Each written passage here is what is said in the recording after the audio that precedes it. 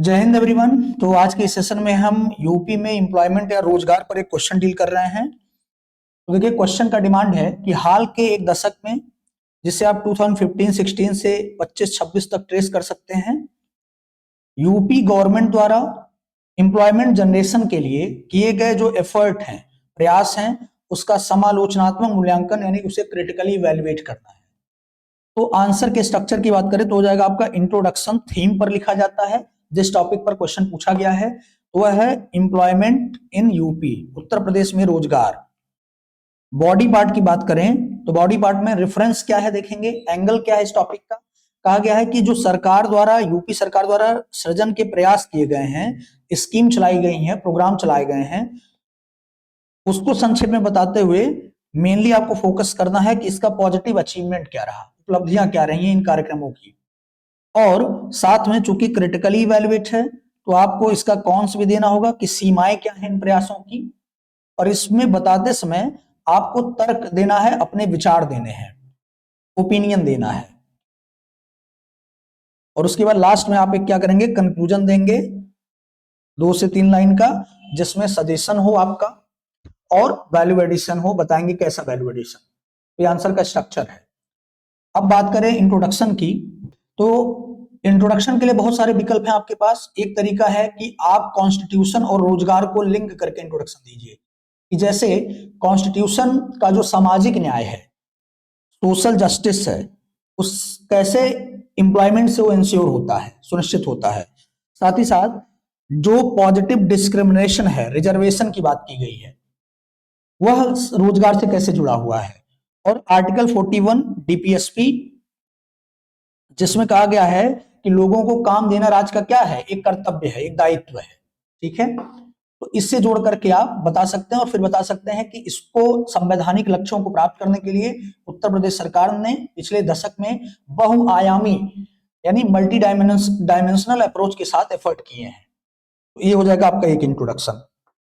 इसी तरीके से यदि आप दूसरा इंट्रोडक्शन लिखना चाहें तो उसमें आप बताएं कि एम्प्लॉयमेंट को लेकर के क्या अप्रोच रहे, क्या रणनीति रहे उत्तर प्रदेश सरकार की, जिससे कि सस्टेनेबल डेवलपमेंट गोल, संधारणीय विकास लक्ष्य प्राप्त हो, जो सबसे बड़ा कह सकते हैं एंड है हमारे लिए, साध्य है। और उसी के साथ जो डेमोग्राफिक डिविडेंड है उत्तर प्रदेश का, जनांकीय लाभांश, उसको सुनिश्चित कर सके। तो कहा जा रहा है कि यदि रोजगार नीतियों को स्किल मिशन, कौशल जो योजना है, green jobs, women workforce participation और रूरल नॉन फॉर्म एम्प्लॉयमेंट, मतलब ग्रामीण क्षेत्र में गैर कृषि कार्य, इन सबसे यदि जोड़ा जाए रोजगार नीतियों को, तो इससे डेमोग्राफिक डिविडेंड को, जनांकीय लाभांश को भी साध सकेंगे हम। और साथ साथ एसडीजी 8, सस्टेनेबल डेवलपमेंट गोल 8, उसको भी हम क्या कर पाएंगे, अचीव कर पाएंगे। तो एक तरीका है इंट्रोडक्शन का। फिर है कि आप टर्मिनोलॉजी सेंट्रिक दे सकते हैं, कि जैसे ब्रॉडर पर्सपेक्टिव लें कि किस प्रकार हमें multi dimensional employment strategy follow करनी चाहिए, जिससे हम राज्य में मैक्सिमम लोगों को सस्टेनेबल रोजगार दे पाए। या फिर एक की वोकैब है जिनका प्रयोग करके हम इंट्रोडक्शन लिख सकते हैं, एम्प्लॉयमेंट इकोसिस्टम ट्रांसफॉर्मेशन, यानी उत्तर प्रदेश को क्यों जरूरत है कि वह अपने इकोसिस्टम को, जो रोजगार का परितंत्र है, उसको बदले, उसको रूपांतरित करे। ठीक है, या स्किल जॉब मार्केट अलाइनमेंट, यानी जो जॉब की नीड है स्किल की, उसको लेकर के हम, इंडस्ट्रियल एजुकेशन को लेकर के हम इंट्रोडक्शन लिख सकते हैं। तो इस तरीके से आपके पास बहुत सारी टर्मिनोलॉजी है जिसके बेसिस पे आप भूमिका लिख सकते हैं। अब आ जाते हैं हम बॉडी पार्ट में। तो देखिए, बॉडी पार्ट में हमें बताना है कि यूपी गवर्नमेंट के एफर्ट। अब यहां देखिए रिस्क क्या है, कई लोग क्या करेंगे, यूपी गवर्नमेंट के एफर्ट पे पूरा उत्तर लिख देंगे कि रोजगार के लिए उत्तर प्रदेश सरकार ने प्रयास क्या किए हैं, जबकि मेन डिमांड है कि एफर्ट को क्या करना है, इवैल्यूएट करना है, बताना है कि मतलब यदि आपको 100% लिखना हो तो 30% में एफर्ट बताएंगे और 70% में इवैल्यूएशन करेंगे, उसका अचीवमेंट क्या है और उसका लिमिटेशंस क्या है। ठीक है, तो ये गलती नहीं करना है कि केवल आप एफर्ट बता दें पॉइंट वाइज। तो बॉडी पार्ट में जाने से पहले आपके पास वैल्यू एडिशन के 2 स्कोप हैं यहाँ पे। एक आप दिखा सकते हैं, ऐसे एक्स वाई एक्सिस पर ग्राफ बनाइए, एक्स एक्सिस पे आप ईयर को दिखाइए, वाई एक्सिस पे आप बेरोजगारी की दर बताइए भारत में, उत्तर प्रदेश में बताइए, चूंकि आपका क्या है क्वेश्चन यूपी से रिलेटेड है। इसमें आप दिखाइए ग्राफ कि ईयर में दिखाइए 2017, चूंकि हम एक डिकेड की बात कर रहे हैं, तो 15, 16, 17, 17 से 23 तक का आप डेटा लीजिए। तो देखेंगे इसमें गवर्नमेंट ऑफ उत्तर प्रदेश का स्टैंड क्या है, गवर्नमेंट ऑफ यूपी का ही अभी अपने विधानसभा स्पीच में और बाहर मीडिया को संबोधित करते हुए सीएम साहब ने बोला कि यूपी में 2016-17 में जो अनएम्प्लॉयमेंट रेट था वो था रेट 6% के आसपास, जो कंसिस्टेंटली डिक्लाइन किया और आ गया 2.4, यानी आप कह सकते हैं 2% पर आके रुका है, यानी बेरोजगारी की दर में कमी आई है। जस्ट अपोजिट कहें तो रोजगार बढ़ा है। ये गवर्नमेंट ऑफ यूपी का डेटा है, यूपी गवर्नमेंट, या लेबर फोर्स पार्टिसिपेशन सर्वे कह सकते हैं, उसका डेटा है स्टेट का। लेकिन इसी में बाद में एक इंस्टीट्यूट है CMIE, ठीक है, तो CMIE जब डेटा निकाला तो उसका कहना है कि 2017 में इंप्लॉयमेंट रेट था 3% के आसपास और ये बढ़ करके हो गया है 4%। ध्यान से देखिए, ये यूपी गवर्नमेंट का डेटा है और जो मैं बता रहा हूं वो CMI का डेटा है, ब्लू वाला। तो CMI कह रहा है, CMIE ये कह रहा पहले 3% था, अब बढ़कर के 4% हो गया है। तो आप ये XY एक्सिस का डायग्राम बना करके वैल्यू एडिशन कर सकते हैं अपने आंसर में। एक कॉन्ट्रडिक्शन दिखा रहा है डेटा में, विरोधाभास है। इसी तरीके से आप एक और डायग्राम बना सकते हैं कि देखिए, जिसमें दिखाइए पहले ऐसे आप फाउंडेशन तैयार करिए ऐसे नीचे एक रेक्टेंगुलर बॉक्स बना के, इसमें लिखिए उत्तर प्रदेश है, और उत्तर प्रदेश अभी हमारी वर्तमान स्थिति है और सरकार का विजन है उत्तर प्रदेश से उत्तम प्रदेश तक की जर्नी तय करना। उत्तम प्रदेश, ठीक है। अब उत्तम प्रदेश की जर्नी कैसे गुजरेगी, तो उसके लिए पहले अचीव करना होगा हमें सस्टेनेबल लार्ज स्केल एम्प्लॉयमेंट को लाना होगा, मतलब धारणी और सतत बड़े पैमाने पर रोजगार सृजन करना है। तब हम यहां से कहां जा पाएंगे, उत्तम प्रदेश की तरफ। तो ऐसे में ये पिलर आप जो बनाए हो देख रहे होंगे, पिलर बना हुआ, इस पिलर में लिखेंगे आप कि कैसे हम उत्तर प्रदेश से इसको अचीव करेंगे और फिर उससे उत्तम प्रदेश पहुंचेंगे। तो देखिए, स्किल मिशन सबसे ज्यादा जरूरी है क्योंकि आपका डेमोग्राफिक डिविडेंड बहुत तगड़ा है। 2/3 लगभग जनसंख्या डेमोग्राफिक डिविडेंड जनांगीय लाभांश से संबंधित है, जो यूथ है। इसी तरीके से इंक्लूसिव पाथवे, मतलब ऐसा रोजगार हो जो समावेशी स्वरूप का हो, प्रकृति का हो, तब जाकर के उत्तम प्रदेश बन पाएगा। Social and physical infra, school, विद्यालय, हॉस्पिटल ये बनाइए, वहां भी रोजगार सृजन होगा। साथ साथ फिजिकल इंफ्रास्ट्रक्चर बनाएंगे तो वहां भी रोजगार सृजन होगा कंस्ट्रक्शन से।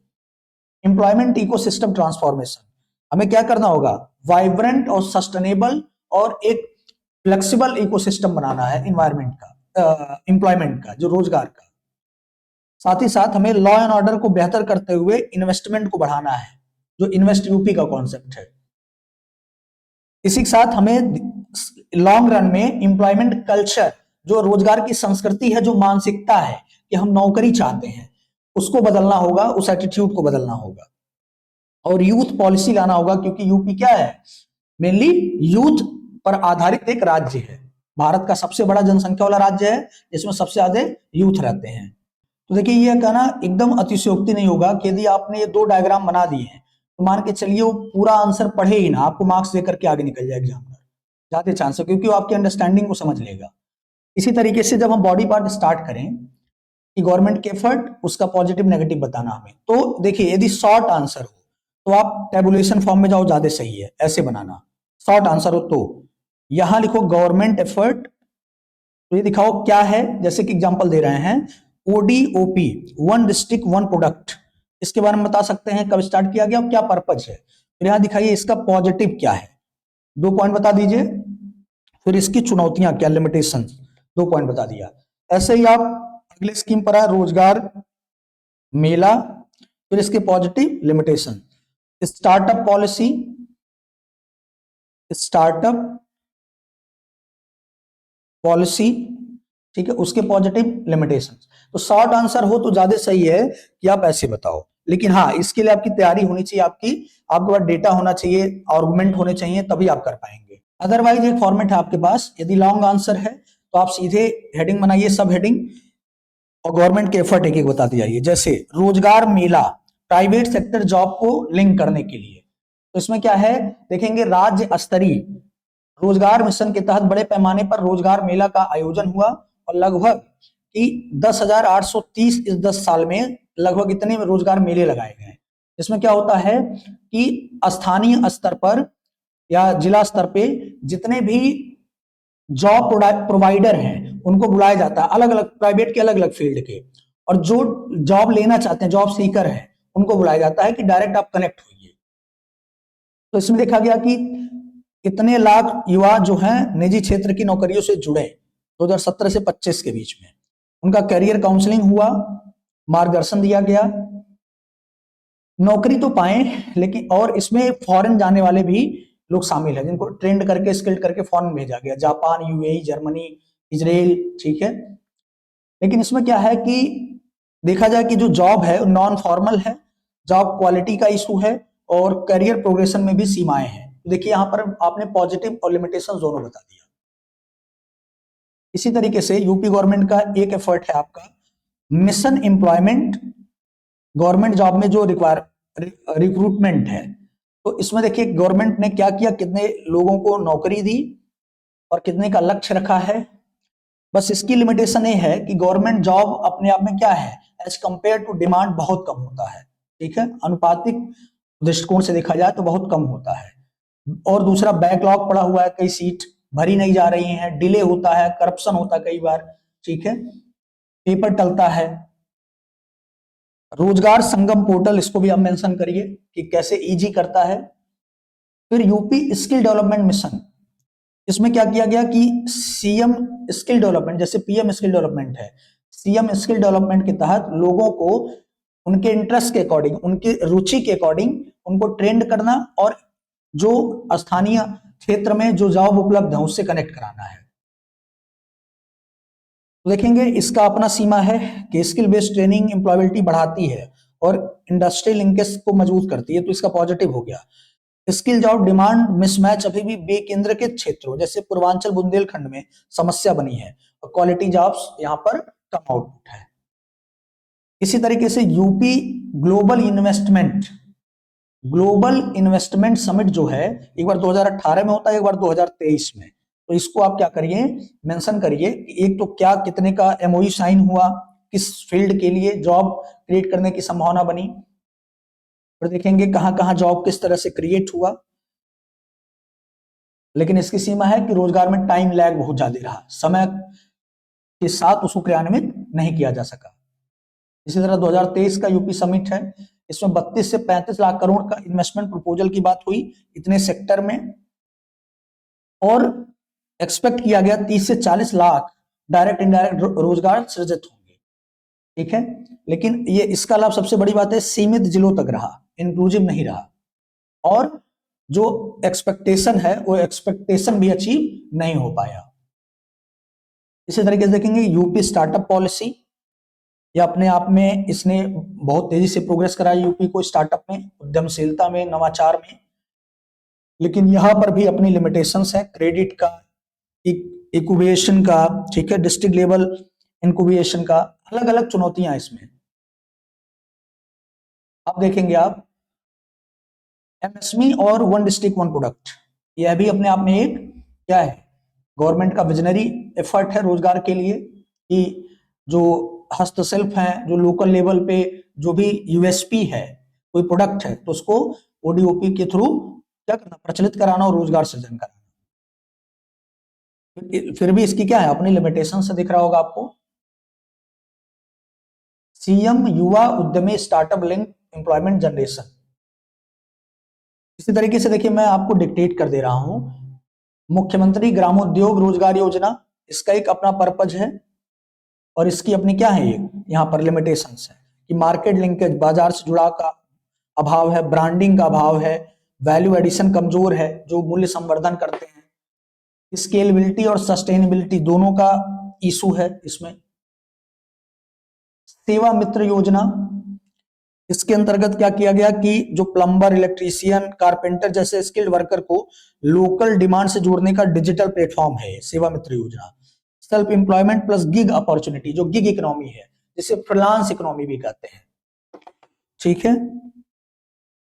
जीरो पॉवर्टी लाइवलीहुड कैंपेन भी चलाया गया, इसके माध्यम से इतने लोगों को स्किल करने का प्रयास किया गया, इतने परिवारों को, इसका पॉजिटिव भी आया, लेकिन ग्राउंड रियलिटी देखा जाए तो पेपर वर्क ज्यादा रहा और वास्तविकता इसमें मतलब यह यथार्थ रूप नहीं ले पाया।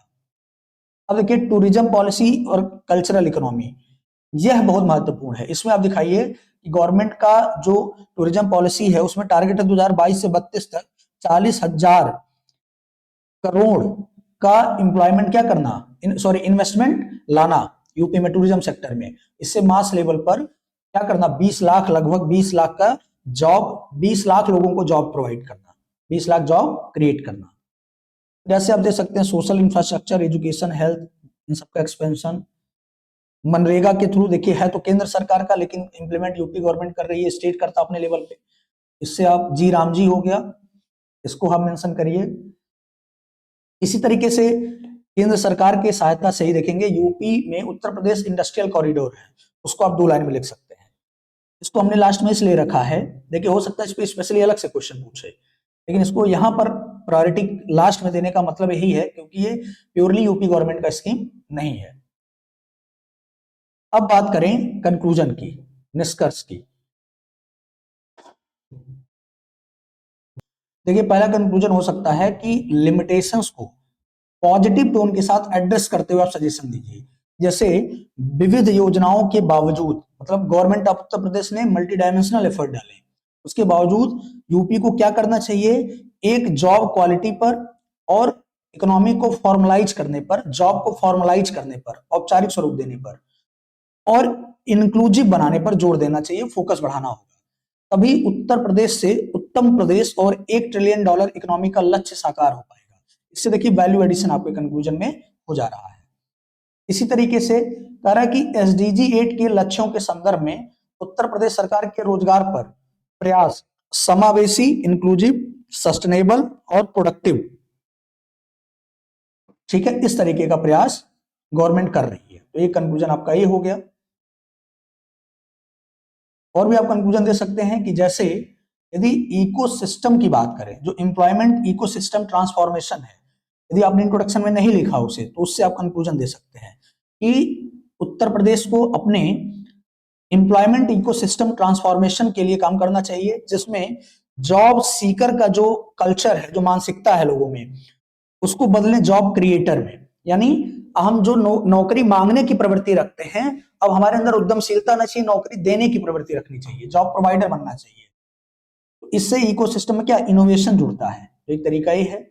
एक तरीका है आप startup policy, credit plus skill plus market linkage का जो त्रिकोण है, इसको अपना करके कैसे व्यापक, लार्ज स्केल, टिकाऊ रोजगार सृजित कर सकते हैं। ग्रीन एम्प्लॉयमेंट, यानी जो पर्यावरण को नुकसान ना पहुंचाए, ऐसे एम्प्लॉयमेंट को आप जनरेट कर सकते हैं और यूपी को उत्तम प्रदेश बना सकते हैं। या फिर एक कंक्लूजन दे सकते हैं कि कैसे उत्तम प्रदेश, यदि हम उत्तर प्रदेश से उत्तम प्रदेश की तरफ जाते हैं तो कैसे उत्तम प्रदेश विजन 2047 यानी विकसित भारत में अपनी भूमिका निभा सकता है और इंडिया को $5 ट्रिलियन